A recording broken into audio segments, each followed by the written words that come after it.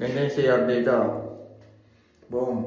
Nasa, ano ba ito, campsite. Yung ano niyan, boom, hanggang dulo, Poso Negro na agad. Dito na ngayon tayo sa, sarado yung gate, so dito na tayo pa-park. Maglalakad tayong 2 miles, papunta doon, makikita nyo. Dito naman, kukuha ka ng slip, lalagay mo yung pera mo. Kunyari, bayad ka na sa parking.